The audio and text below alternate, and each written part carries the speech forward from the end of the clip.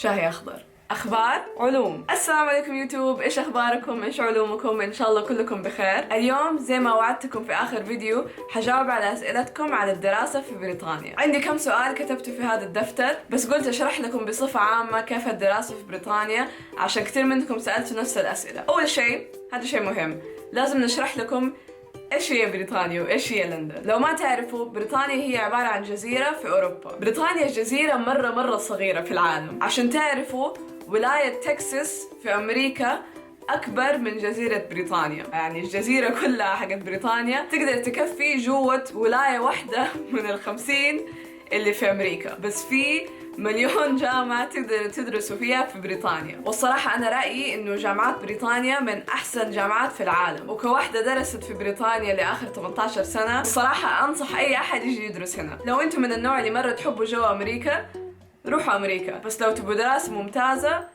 تعالوا بريطانيا.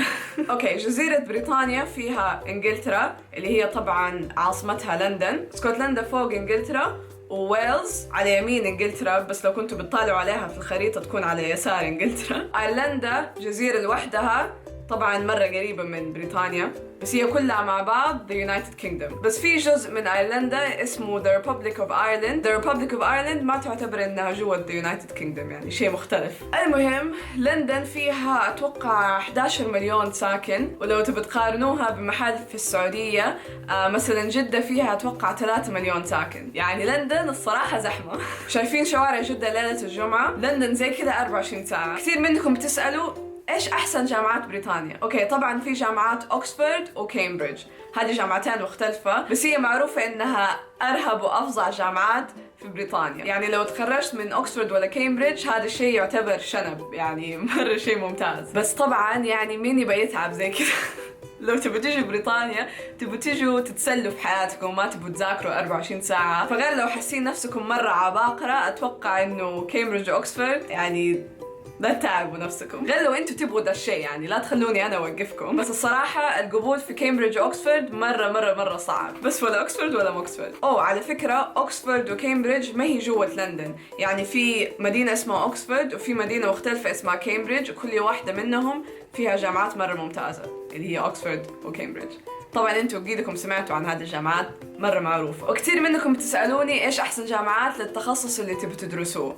هذا سؤال جدا صعب، لأنه في مرة جامعات كثيرة، وعلى حسب مستواكم، على حسب درجاتكم، على حسب إيش نوع الجامعة اللي تروحوها، على حسب كل الكورسات. يعني كل جامعة فيها كورس مختلف. حتى لو مثلا بيدرسوا جرافيك ديزاين، المواد نفسها حتكون مختلفة عن الجامعات الثانية. هحط لكم رابط في الصندوق اللي تحت، حيقول لكم إيش أحسن جامعات في بريطانيا لكل تخصص. على فكرة، أحسن جامعات مو بس في لندن، بريطانيا كلها فيها جامعات ممتازة، مو لازم بس تروحوا مدينة لندن، يمديكم تروحوا مانشستر، نوتنغهام، بريستول، حتى يمديكم تخرجوا من بريطانيا وتروحوا اسكتلندا وتدرسوا في برمنغهام ولا ادنبرا. يعني كمية الجامعات اللي يمديكم تختاروا منها شيء خرافي. لا تسمعوا بس من أصحابكم أنا رايح لندن، رايح أدرس في لندن، رايح جامعة ويستمنستر، رايح جامعة برونيل. هذه كلها جامعات فيها أتوقع سعوديين أكثر من بريطانيين. لو حتيجوا تدرسوا في بريطانيا، تعالوا أدرسوا في بريطانيا، ما في مشكلة، تصاحبوا مع سعوديين، هذا الشيء مرة جميل طبعا إنكم تلاقوا سعوديين في بريطانيا.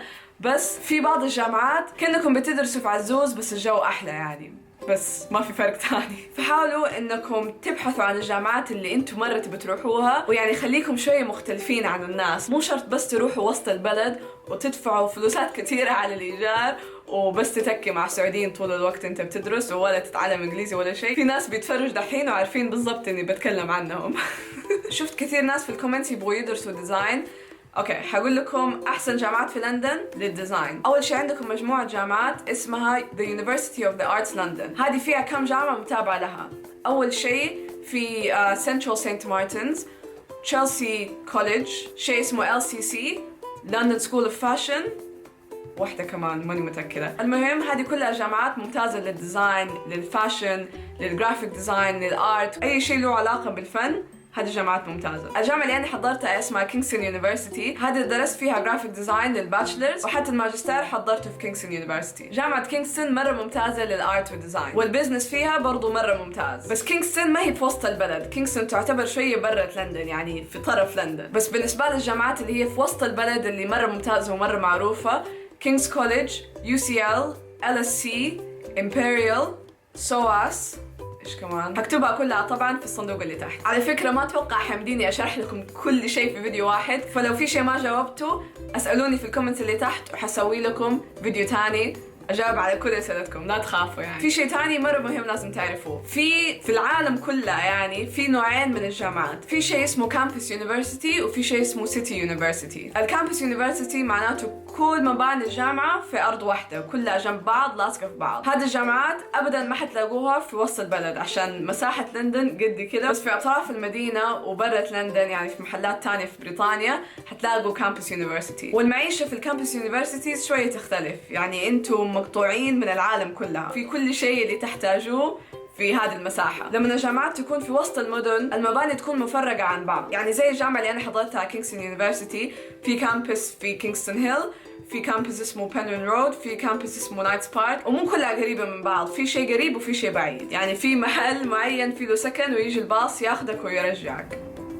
الكامبس يونيفرسيتيز نفس ستايل الجامعات في امريكا، بس السيتي يونيفرسيتيز ميزتها انكم تكونوا عايشين في وسط البلد، وطبعا لندن فيها مليون شيء بيصير كل يوم، فابدا ما عمركم حتطفشوا. يعني لو جايين لندن عشان تبوا تستمتعوا في نفس المدينة لازم تكونوا بتدرسوا في المدينة نفسها. لو درستوا في مدن تانية في بريطانيا عمركم ما حتيجوا لندن. بس زي ما قلت لكم المدن اللي في بريطانيا جدا جدا جميلة، يعني مو بس لندن، وبرضه فيها سعوديين، يعني السعوديين ما هم بس في لندن، ما حتكونوا مقطوعين تماما يعني. اوكي دحين فهمتكم عن الجامعات بصفة عامة، خلينا نقرا من الأسئلة. الماجستير كم أخذ منك؟ في ماجستير ياخذ منكم سنتين وفي ماجستير ياخذ منكم سنة. أنا حقي كان سنة واحدة بس من شهر سبتمبر إلى سبتمبر اللي بعد. في الصيف تكتبوا البحث وتسلموه في سبتمبر.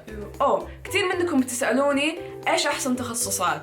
شوفوا في بريطانيا ما في شيء اسمه ايش احسن تخصصات، كل تخصص له جامعات معينه مره ممتازه. اختاروا التخصص اللي تبي تدرسوه وشوفوا ايش احسن جامعات في بريطانيا للتخصص هذا. لهذا السؤال الرابط اللي تحت يساعدكم. اوكي هذا السؤال اللي كلكم تبي تعرفوه، كم تكلف الدراسه في بريطانيا؟ يعني كذا ممكن 3 مليون ريال. دمي ثقيل صح؟ اوكي هذا السؤال جوابه ما هو سهل، يعني ما هو بس مبلغ حقول لكم. هو الباتشلرز في بريطانيا 3 سنين، في أمريكا 4 سنين، بس عندنا 3 سنين. بس طبعا كثير منكم حتحتاجوا سنة فاونديشن وممكن سنة إنجليزي على حسب نتيجة الآيلتس حقتكم. الآيلتس هذا امتحان لازم تختبروه عشان جامعات بريطانيا بديها تعرف إيش مستوى اللغة الإنجليزية حقتكم. لو جبتوا درجة كويسة في الآيلتس مو شرط لازم تدرسوا إنجليزي قبل ما تدخلوا الفاونديشن والباتشلرز. بس لو انتوا جايين من مدارس سعودية الغالبا انكم حتدرسوا سنة انجليزي او سنتين انجليزي وسنة تحضير، يعني كله مع بعضه يمكن يكون 4 ولا 5 سنين على حسب الجامعة. الانترناشنال ستودنت ممكن يدفع 11,000 إلى 15,000 في السنة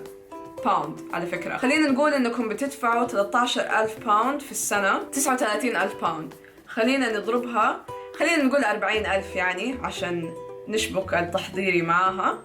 خلينا نضربها ب5، 200,000 ريال، وهذه بس الدراسة. يعني ما حسبنا لسه على السكن والمعيشة وطيحت جوالي، لسه ما حسبنا السكن وما حسبنا المعيشة، هذه بس تكاليف الجامعة نفسها. لو عايشين في سكن الجامعة حيكون أرخص، لو تبوا تدلعوا وتستأجروا شقة في لندن حيكون مرة شيء غالي. في وسط البلد حتى غرفة واحدة مرة صغيرة ممكن تدفعوا أكثر من 2000 باوند في الشهر، والمعيشة نفسها تعتبر شوية غالية، يعني الأكل والشرب نار الصراحة في لندن. كيف الدراسة في لندن؟ صعبة ولا سهلة؟ غير لو درستوا في جامعات أي كلام، الدراسة في بريطانيا تعتبر مرة صعبة، بس معظم جامعات بريطانيا ما يحسبوا درجات أول سنة مع درجاتكم النهائية، يعني بس يبالكم تجيبوا باس وخلاص. بس تاني سنة أصعب سنة في الحياة، يعني حتى أصعب من ثالث سنة. يعني أول سنة أي كلام كله لعب، تاني سنة مرة صعبة، وثالث سنة برضو صعبة بس خلاص تعودتوا. يعني كيف أتواصل مع الجامعات وأخذ قبول منها؟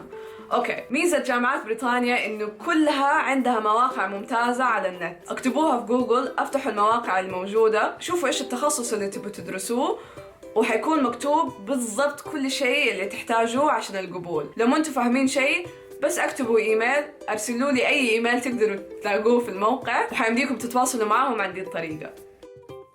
اوكي هذه كل المعلومات اللي حديكم اياها، اتمنى انكم تستفيدوا من ذا الفيديو. زي ما قلت لكم لو في اي شيء ثاني تبوا تعرفوه اسالوني في الكومنتس اللي تحت. وبس طبعا هذا الفلوج كان شويه مختلف، ما وريتكم ايش سويت في الاسبوع كله، بس طبعا لسه بصور في الايام اللي بسوي فيها اشياء ممتعة يعني، فلا تخافوا. برضو حنزل الفلوجات اللي انتم متعودين عليها، بس قلت حلو اني انوع من فترة لفترة، انه بس اجلس واكلمكم عن موضوع. فلو تعجبكم الفيديوهات اللي زي كذا حطوا لي لايك عشان اعرف واصور زيها. المهم الساعة 11 بكرة عندي شغل، تكلمت كثير، الترجمة حتاخد مني 3 ساعات.